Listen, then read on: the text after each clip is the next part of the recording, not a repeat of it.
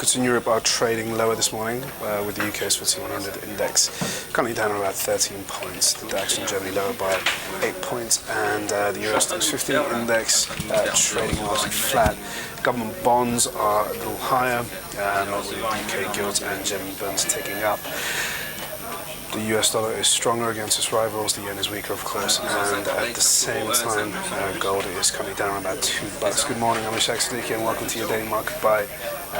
This is the first full trading week of 2014, and it's very busy. We've got a lot of things to talk about. So I'll kick it off with what's been going on in markets overnight. In Asia, we had the Chinese PMI services report, which is much weaker than expected, and refueled some of those worries that China's economic recovery is now starting to show signs of stalling.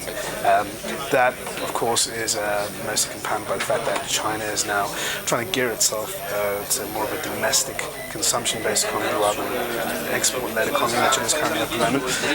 And with China, we've got this 10-year economic reform plan in place, and people are quite worried that the plan may not start off as strong as anticipated, and that there's going to be some headwinds for the Chinese economy in 2014 as it transitions itself, and these numbers are very much reflective of that.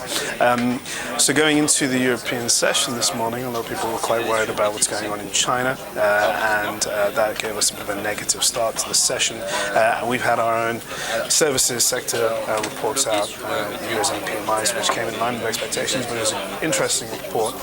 We saw a bit of weakness in Germany, which is of course the driver of economic growth in the Eurozone. France was slightly better, Italy still very weak, but the standout performer and the big surprise to the upside was of course Spain, where we are seeing growth in the services sector, which is actually a very strong sign given the fact that a year ago people were quite worried about Spain going flirting with a full-on financial collapse and the possibility that they might have to seek a full sovereign bailout, but that's not the case. Spain's made some decent headway during the course of 2013, and it looks like in 2014 we might see a better year on the whole. We've had the UK services PMI report, which was pretty much in line with expectations that we were looking for, and again reaffirming that growth is going to stay on board in the UK services sector, at least for the next few months.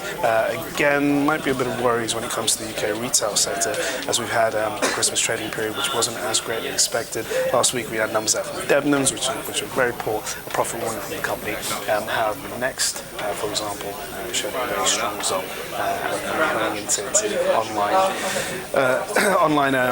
offering, in which it trumped most of its rivals. This week we've got numbers out from the likes of Sainsbury's, the food retailer, and of course Marks and Spencer's, so they'll be very much in focus. Again this week it's huge in terms of what we're looking for on the macro theme.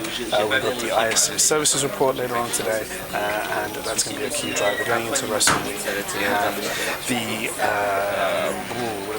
the ECB and the Bank of England meetings. We also have the ADP report, which is ahead of the the US government non-farm payrolls report, which is going to be absolutely key and decider of what's going to happen with Federal Reserve policy. Janet Yellen formally gets appointed today, so a lot of people will be casting attention to her final appointment into the Fed, and her being the next Fed chairman, the first ever chairwoman of the Federal Reserve in the US. And at the same time, we also have Alcoa kicking off the earnings season in the US. So a lot going on. Keep watchful of those economic events and see and keep an eye on how they affect your trading positions. Thank you for watching your daily market bites. See you guys tomorrow. Cheers.